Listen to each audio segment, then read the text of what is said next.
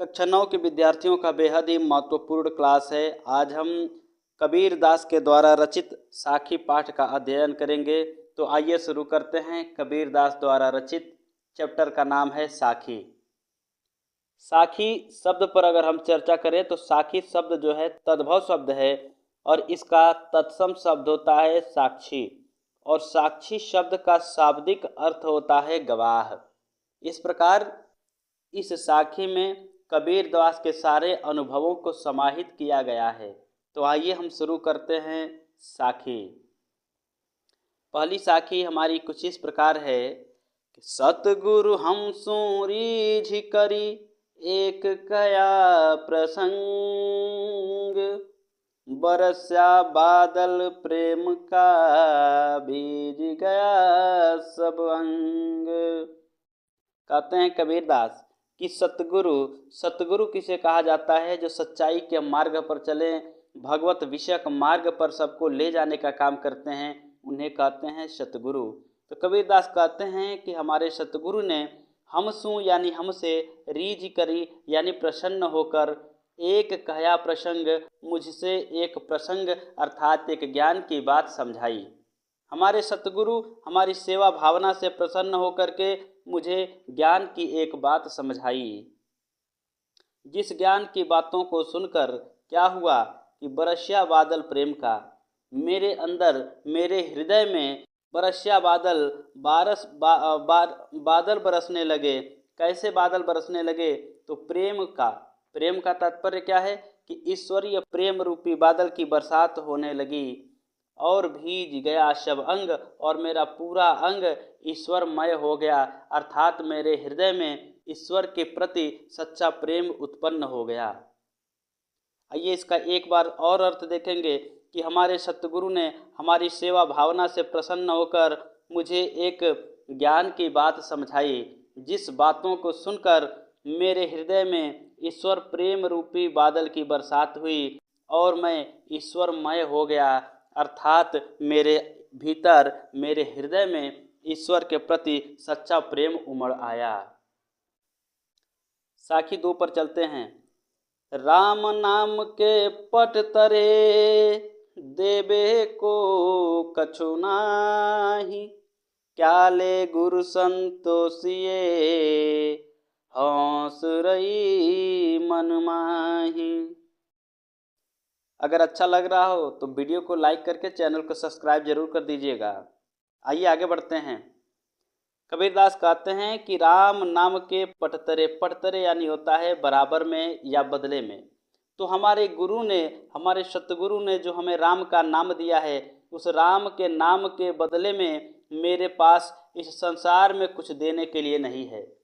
यानी कि राम का नाम इतना अमूल्यवान है कि उसके बदले में संसार में कुछ भी नहीं है कि मैं अपने गुरु को प्रदान करूं। और क्या ले गुरु संतुष्टि है, क्या लेकर के मेरे गुरु संतुष्ट हो जाएंगे, मैं क्या दे करके अपने गुरु को संतुष्ट कर दूं। हौस रही मन माही, मन के अंदर ही ऐसी अभिलाषा बनी रह जाती है ना। कहते हैं कबीर दास कि हमारे गुरु ने जो हमें राम का नाम दिया है, उस राम के नाम के बदले में इस संसार में ऐसी कोई वस्तु ही नहीं है, ऐसी कोई कीमती वस्तु नहीं है कि राम के नाम के बदले में मैं अपने गुरु को दे दूं और अपने गुरु को मैं क्या देकर के संतुष्ट कर दूं। यह अभिलाषा मेरे मन में बनी रह जाती है। अगली साखी पर चलते हैं हम लोग। साखी नंबर 3।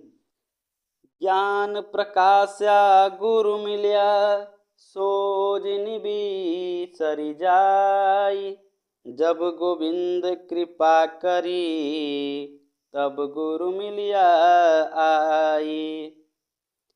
ज्ञान प्रकाश्या गुरु मिलिया, ज्ञान को प्रकाशित करने वाले गुरु की प्राप्ति हो गई है। कबीर दास कहते हैं कि मुझे ज्ञान को प्रकाशित करने वाले गुरु की प्राप्ति हो गई है। सो जिन बिसर जाई, अब उनको भुलाया नहीं जा सकता है।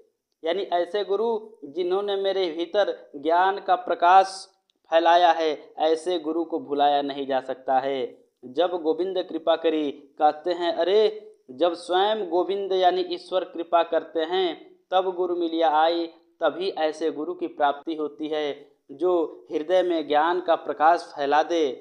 जब ईश्वर की कृपा हो जाती है, महती कृपा हो जाती है, तब जाकर ऐसे गुरु की प्राप्ति होती है। आगे कहते हैं कि माया दीपक नर पतंग भ्रमि भ्रमि इवै पड़ंत, कहे कबीर गुरु ज्ञानत हैं एक आध उबरंत। कहते हैं कबीरदास कि यह संसार माया रूपी दीपक है और जो मनुष्य हैं, नर यानी मनुष्य हैं, इसमें पड़े हुए पतंग के समान हैं, कीट पतंगों के समान हैं। भ्रम भ्रम इवें बढ़ंत, यानी कि भ्रम भ्रम भूलवश क्या करते हैं, इवें पड़ंत, इसी संसार में बार बार क्या करते हैं, जन्म मृत्यु के बंधनों में बंधे रहते हैं। अर्थात भूलवश बार बार इस संसार में आते हैं। और कहे कबीर गुरु ज्ञान थे, कबीरदास जी कहते हैं कि गुरु के ज्ञान की प्राप्ति हो जाने से एक आध उबरंत, इसमें से एकाध लोग उबर जाते हैं, अर्थात जीवन और मरण के बंधनों से पार हो जाते हैं, मोक्ष की प्राप्ति कर पाते हैं। फिर से इसको एक बार देखेंगे कि यह संसार माया रूपी दीपक है और जो मनुष्य हैं इसमें पड़े हुए कीट पतंगों के समान हैं, और भूलवश बार बार यह मनुष्य इसी संसार में मोह माया के बंधनों में पड़ा रहता है। कबीरदास जी कहते हैं कि गुरु के ज्ञान हो जाने से इसमें से एक आध मनुष्य उबर जाते हैं, अर्थात जीवन और मृत्यु के बंधनों से पार हो पाते हैं। अगली पंक्ति चलते हैं, साखी नंबर 5। जब मैं था तब गुरु नहीं, अब गुरु हैं हम नाही, प्रेम गली अति साकरी, तामे तो न समाही। जब मैं था, मैं यानी घमंड, अहंकार, दर्प। कहते हैं कि जब मैं था तब गुरु नहीं, जब मेरे अंदर मैं था यानी कि अहंकार की भावना थी तब गुरु नहीं, तो मुझे गुरु की प्राप्ति नहीं थी। अब गुरु हैं हम नाही, अब मेरे अंदर यानी कि अब मुझे गुरु की प्राप्ति हो गई है, तो हम नाही यानी कि मेरे अंदर का हम जो है, अहंकार है, घमंड है, दर्प है, अब वो क्या हो गया है, समाप्त हो गया है। आगे कहते हैं कबीरदास की प्रेम गली अति सांकरी, यानी कि प्रेम की जो गली होती है अति सांकरी, सांकरी यानी पतली, तो प्रेम की गली बहुत पतली होती है। तामे दो न समाही, उसमें दो लोग नहीं समा सकते हैं। कहते हैं कबीरदास कि जब मेरे अंदर अहंकार की भावना थी तो मुझे गुरु की प्राप्ति नहीं हो पा रही थी, अब मुझे गुरु की प्राप्ति हो गई है तो मेरे अंदर का सारा अहंकार समाप्त हो गया है। कहते हैं कि प्रेम की जो गली होती है अति सांकरी, बहुत पतली होती है, इसमें दोनों एक साथ नहीं समा सकते हैं, यानी कि गुरु और अहंकार दोनों एक साथ नहीं समा सकते हैं। आइए साखी नंबर 6 पर चलते हैं कि भक्ति भजन हरि नाम है, दूजा दुख अपार, मनसा वाचा कर्मणा कबीर सुमिरन सार। भक्ति और भजन करना किसका, ईश्वर का भक्ति और भजन करना नाव है, एक नाव के समान है। कैसी नाव, जो इस सांसारिक भव सागर से पार उतार देगा, ऐसी नाव है। कहते हैं कि ईश्वर की भक्ति करना और ईश्वर का भजन करना क्या है, तो एक नाव के समान है जो इस सांसारिक मोह माया काम क्रोध मद लोभ इत्यादि बंधनों से पार उतार देगा। और दूजा दुख अपार, ईश्वर की भक्ति और भजन के अलावा इस संसार में जो कुछ भी है वो सब अपार दुख है। इसलिए हे मनुष्य, मनसा वाचा कर्मणा, मन से, वचन से और कर्म से, तीनों प्रकार से कबीरदास जी कहते हैं कि सुमिरन सार, यानी सुमिरन करना चाहिए, सार यानी सार तत्व का। और संसार में क्या है, सार तत्व यानी मूल तत्व, संसार में एक ही मूल है, कौन, ईश्वर की भक्ति और ईश्वर का भजन करना ही क्या है, मूल तत्व है। तो कहते हैं कबीरदास कि ईश्वर की भक्ति करना और ईश्वर का भजन करना क्या है, एक नाव के समान है। और इसके अलावा कुछ भी अगर हम करते हैं, कुछ भी सुमिरन करते हैं, तो वह अपार दुख का कारण होता है। इसलिए हे मनुष्य, मन से, वचन से और कर्म से सुमिरन सार अर्थात ईश्वर की भक्ति और भजन करो। आगे चलते हैं कि कबीर चित्त चमकिया चौदिस लागी लाई, हरि सुमिरन हाथों गड़ा बेगे ले बुझाई। कहते हैं कबीरदास कि चित्त चमकिया, यानी कि चित्त, मेरा भी चित्त जल उठा है। कैसे जल उठा है? चौदिस लागी लाई, चौदिस चारों दिशाओं में लागी यानी लगी हुई है, लाई, लाई मन होता है आग। कहते हैं कबीरदास कि चारों दिशाओं में काम क्रोध मद लोभ माया रूपी आग लगी हुई है, जिसके कारण मेरा भी चित्त, मेरा भी हृदय जल उठा है, चमक उठा है, जल उठा है। हरि सुमिरन हाथों गड़ा। फिर से कबीरदास जी कहते हैं कि हरि, ईश्वर के सुमिरन, ईश्वर के नाम जप रूपी घड़ा तुम्हारे हाथों में है, बेगे लेह बुझाई, शीघ्र ही ऐसे आग को क्यों नहीं बुझा लेते हो। कहते हैं कबीरदास कि जब मैंने देखा तो इस चारों दिशाओं में यानी कि पूरे संसार में क्या काम क्रोध मद लोभ लालच माया रूपी आग लगी हुई है, जिसके कारण मेरा भी हृदय जल उठा है। आगे कहते हैं कि ईश्वर के स्मरण रूपी घड़ा तुम्हारे हाथों में है, बेगे लेह बुझाई, शीघ्र ही इस काम क्रोध मद माया लोभ लालच रूपी अग्नि को क्यों नहीं बुझा लेते हो। अगली पंक्ति हमारी, अंसड़ियाँ झाई पड़ी पंत निहारी निहारी, जी भड़िया छाला पड़िया राम पुकारी पुकारी। कहते हैं कि मेरे आंखों में छाई पड़ गई हैं, परछाइयाँ यानी आंखों में छाइयाँ पड़ गई हैं, पंत निहार निहार, तुम्हारा रास्ता देखते देखते मेरे आंखों में छाइयाँ पड़ गई हैं। और जी भलिया छाला पड़या, यानी कि मेरे जीभों में छाले पड़ गए हैं। क्या? राम पुकारी पुकारी, हे ईश्वर तुम्हारा नाम लेते लेते मेरे जीभों में छाले पड़ गए हैं, अब तो तुम मुझे क्या कर दो, तो दर्शन दे दो। यहाँ से एक गीत याद आ रहा है कि आँखों में झाई पड़ी है हमारी, निहारूं मैं रास्ता तुम्हारा, जीभों में छाले पड़े हैं हमारे, पुकारूं मैं नाम तुम्हारा, हे राम हे राम। चलिए अगली पंक्ति चलते हैं, साखी नंबर 9। अगर आपको वीडियो अच्छा लग रहा हो तो वीडियो को लाइक कर दीजिए और चैनल को सब्सक्राइब करके और अपने दोस्त के पास इसे शेयर जरूर कर दीजिएगा। आइए 9वें नंबर पर चलते हैं। झूठे सुख को सुख कहे मानते हैं मनमोद, जगत चबै ना काल का कछु मुख में कछु गोद। यह जो सांसारिक लोग हैं, संसार के लोग हैं, ये झूठे सुख को ही वास्तविक सुख मान बैठते हैं और मानत हैं मनमोद। ऐसा ही झूठे सुख को वास्तविक सुख मान करके और मन में ही आनंद यानी आनंद की प्राप्ति कर लेते हैं, यानी मन ही मन क्या हो जाते हैं, खुश होते हैं। जबकि यह संसार जो है काल का यानी काल यानी मृत्यु का चबैना है। चबैना होता है जिसको चबा कर खाया जाए। तो कहते हैं कबीरदास कि जबकि यह जो संसार है यह मृत्यु का चबैना है, कछ मुख में, कुछ को तो मृत्यु ने क्या कर लिया है, अपने मुख में ले लिया है, चबा लिया है, अर्थात मृत्यु प्रदान कर दिया है, मौत के घाट उतार दिया है। और कछ गोद, और कुछ को तो अपने गोद में लिए हुए है, जिसे क्या करेगी, अब मृत्यु प्रदान कर ही देगी। तो कबीरदास जी कहते हैं कि यह जो लोग हैं यह सांसारिक सुख को यानी झूठे सुख को वास्तविक सुख मान बैठते हैं और अपने मन ही मन में प्रसन्नता आनंद धारण कर लेते हैं, जबकि यह जो पूरा संसार है यह मृत्यु का चबैना है। और कुछ को तो मृत्यु ने खा लिया है और कुछ को अपने गोद में रखे हुए है। जो लोग मर गए उसको मृत्यु ने खा लिया है और जो अभी जीवित हैं उसको मृत्यु ने अपने गोद में रखा हुआ है।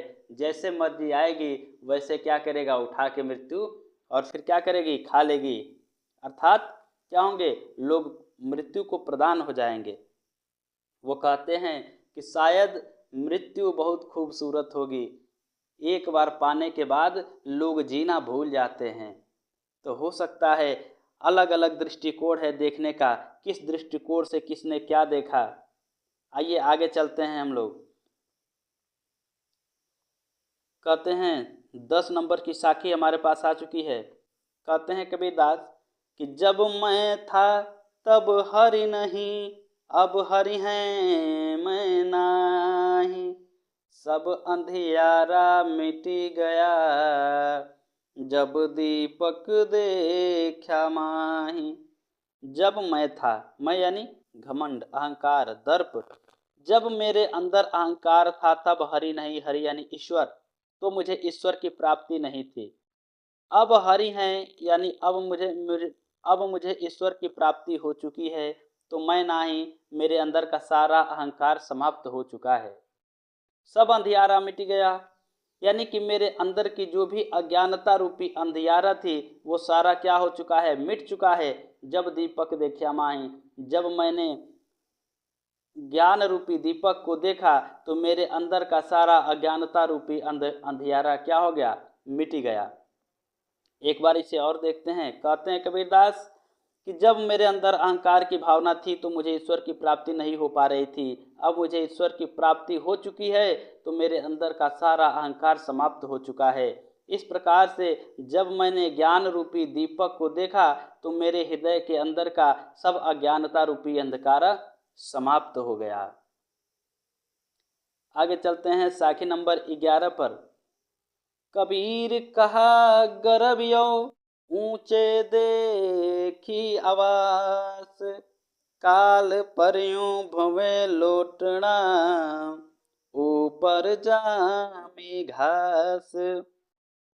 कबीरदास जी कहते हैं कि कहा गर्वियो, क्यों गर्व करते हो, क्यों घमंड करते हो। ऊंचे देख आवास, अपने ऊंचे ऊंचे आवास को देख करके, ऊंचे ऊंचे पदवी को देख करके तुम क्यों घमंड करते हो। कहते हैं कबीरदास कि कहा गर्वियो, हे मनुष्यों तुम क्यों घमंड करते हो। ऊंचे देखी आवास, एक तो आवास माने होता है घर, और एक आवास यानी होता है पद। तो तुम ऊंचे ऊंचे पद को, ऊंचे ऊंचे घरों को देख करके तुम क्यों घमंड करते हो। क्योंकि काल पर यूं भवे लौटना, क्योंकि तुम्हें कल को तो भूमि पर ही लौटना है, अर्थात जब तुम्हारी मृत्यु हो जाएगी तो तुम्हें भूमि पर ही लौटना पड़ेगा, और ऊपर जामे घास, और तुम्हारे ऊपर घास ही जम जानी है। तो कबीरदास कहते हैं कि अपने ऊंचे ऊंचे पदवी को, ऊंचे ऊंचे घरों को देख करके हे मनुष्य तुम घमंड नहीं करो, क्योंकि कल को तुम्हें भूमि पर ही लौटना है। जब तुम्हारी मृत्यु होगी तो तुम्हें भूमि पर ही लेटना है, और तुम्हारे ऊपर घास ही जम जानी है। अगली पंक्ति में कहते हैं कबीरदास कि यह ऐसा संसार है जैसा सैंबल फूल, दिन 10 के व्यवहार को झूठे रंग न भूले। यह इस प्रकार का संसार है जैसे कोई सेंबल का फूल होता है। सेंबल का फूल देखने में बहुत आकर्षक होता है, लाल रंग का होता है, और जैसे ही पक्षी उस पर मंत्रमुग्ध हो जाते हैं, उसके पास बहुत दूर से दौड़ते दौड़ते आते हैं, और सेंबल के फूल में जब चोंच मारते हैं तो उसमें से केवल और केवल रुई निकलती है, कपास निकलता है। इसलिए कबीरदास भी कहते हैं कि यह संसार इस प्रकार का संसार है जिस प्रकार से कोई सेंबल का फूल होता है। दिन 10 के व्यवहार को, केवल 10 दिन का व्यवहार है, 4 दिन की चांदनी है, फिर तो अंधेरी रात हो जानी है। तो कहते हैं कबीरदास कि केवल 10 दिन के व्यवहार के लिए, अर्थात 10 दिन के लिए संसार में आए हो तो झूठे रंग न भूली, अर्थात झूठे रंग में भूल मत जाना। याद रखना कि यह संसार कैसा संसार है, सेंबल का फूल यानी सेंबल के फूल जैसा यह संसार है। देखने में तो बहुत आकर्षक लगेगा, लेकिन वास्तविक इस संसार में, इस दुनिया में कुछ रखा नहीं है ना। आगे कहते हैं कबीरदास 13 नंबर साखी 13, यही अवसर चेत्या नहीं, पशु ज्यों पाली दे, राम नाम जान्या नहीं, अंत पड़ी मुख से। कहते हैं कि यही अवसर यानी इस अवसर पर, किस अवसर पर, तो मनुष्य योनि में जन्म लेने के बाद जो अवसर प्राप्त हुआ है उसमें तुम चेते नहीं, सजग नहीं हुए। हे मनुष्य, तुम मनुष्य रूप में जन्म लेने के बाद भी सजग नहीं हुए और केवल पशुओं की भांति ही अपने देह, अपने शरीर को पालते रहे। जिस प्रकार से एक पशु को केवल खाने से मतलब होता है, केवल खाता है और अपना शरीर पालता है, ठीक इसी प्रकार से तुम मनुष्य योनि में जन्म लिए लेकिन केवल पशुओं की भांति अगर अपने शरीर को पालते रहे, राम नाम जानिया नहीं। हे मनुष्य, तुमने राम के नाम को नहीं जाना, राम के नाम के प्रताप को नहीं जाना, तो अंत पड़ी मुख से मने होता है राख। तो हे मनुष्यों, अंत में तुम्हारे मुख में राख ही पड़ जानी है, अर्थात तुम मृत्यु को ही प्रदान हो जाने वाले हो। अर्थात कहने का तात्पर्य क्या है कि मनुष्य योनि में जन्म लेने के बाद भी मनुष्य योनि के जन्म लेने के बाद भी तुम सजग नहीं हुए, केवल पशुओं की भांति अपने शरीर को पालते रहे और राम के नाम को नहीं जाना, राम के नाम के प्रताप को नहीं जाना, तो अंत में तुम्हें मृत्यु ही प्रदान हो जानी है। आइए 2 साखियां और बची हुई हैं। 14 नंबर की साखी कहते हैं कबीरदास की, यह तन कांचा कुंभ है, लिया फिरे था साथी, ढबका लागी फूट गया, कछु न आया हाथी। मने यह जो शरीर है काचा कुंभ यानी कच्चे घड़े के समान है। लिया फिरे था साथ, जिसे तुम संग लिए फिरते हो, जो जिम कर लेते हो, अपना शरीर बना लेते हो सप्लीमेंट वगैरह खा करके और बड़े बड़े डोले शोले बना करके और लिए फिरते हो चारों तरफ, तो कहते हैं कि यह जो शरीर है यह किसी कच्चे घड़े के समान होता है। कुंभ यानी घड़ा। तो कहते हैं कबीरदास कि यह जो शरीर है जिसे तुम साथ लिए फिरते हो, यह शरीर किसी कच्चे घड़े के समान है, ढबका लागी फूट गया। जिस प्रकार से कुंभ यानी कच्चे घड़े पे थोड़ा सा धक्का लगता है और यह घड़ा फूट जाता है, ऐसे ही हमारा शरीर भी है, थोड़ा सा धक्का लगेगा और ये क्या हो जाएगा, शरीर छूट जाएगा और कछु न आया हाथ, और हमारे हाथ में यानी तुम्हारे हाथ में कुछ भी नहीं आनी है ना। कहते हैं कबीरदास जी कि यह तन जो शरीर है यह कच्चे घड़े के समान है, जिसे तुम साथ लिए फिर रहे हो, और ठीक उसी प्रकार से जैसे कच्चा घड़ा थोड़ा सा धक्का लगते ही टूट फूट जाता है, ठीक उसी प्रकार से यह शरीर भी थोड़ा सा धक्का लगेगा, टूट फूट जाएगा, समाप्त हो जाएगा और हाथ में कुछ भी नहीं बचने वाला है। अगली और लास्ट, अगर आपको वीडियो अच्छा लग रहा हो तो वीडियो को लाइक कर लीजिएगा, चैनल को सब्सक्राइब कर लीजिएगा और अपने दोस्तों के पास इसे शेयर जरूर कर दीजिएगा।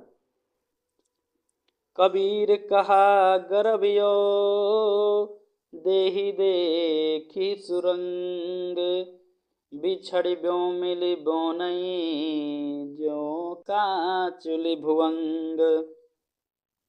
कहते हैं कबीरदास की कहा गर्भियो, क्यों गर्व करते हो, क्यों घमंड करते हो। देखी सुरंग, देही मने शरीर को, देखी मने देख करके, सुरंग अर्थात सुंदर रंग वाले शरीर को देख करके तुम क्यों घमंड करते हो, है ना। फेयर और लवली लगा लिया, ब्यूटी पार्लर से हो आए, तमाम तरह के गोरे होने वाले सुंदर लगने वाले प्रोडक्ट मार्केट में हैं, तो कबीरदास कहते हैं कि अपने इस सुंदर रंग वाले शरीर को देख करके क्यों घमंड करते हो। बिछड़बो मिलबो नहीं, यह शरीर एक बार अगर बिछड़ जाएगा तो फिर से तुमको नहीं मिलेगा। जो आज घमंड कर रहे हो कि मैं इतनी सुंदर हूँ, मैं क्या करूँ। कहते हैं कबीरदास कि अगर एक बार, केवल एक बार यह शरीर समाप्त हो जाए तो फिर तुमको मिलने वाला नहीं है। ज्यों कांचुली भुवंग, जिस प्रकार से कांचुली किसकी, भुवंग यानी सर्प की, सांप की, तो जिस प्रकार से सांप की जो काचुली है एक बार बिछड़ जाने के बाद मिलती नहीं है, ठीक इसी प्रकार से यह शरीर भी एक बार बिछड़ जाने के बाद फिर से मिलने वाला नहीं है। तो कबीरदास कहते हैं कि अपने सुंदरता पर घमंड नहीं करना चाहिए।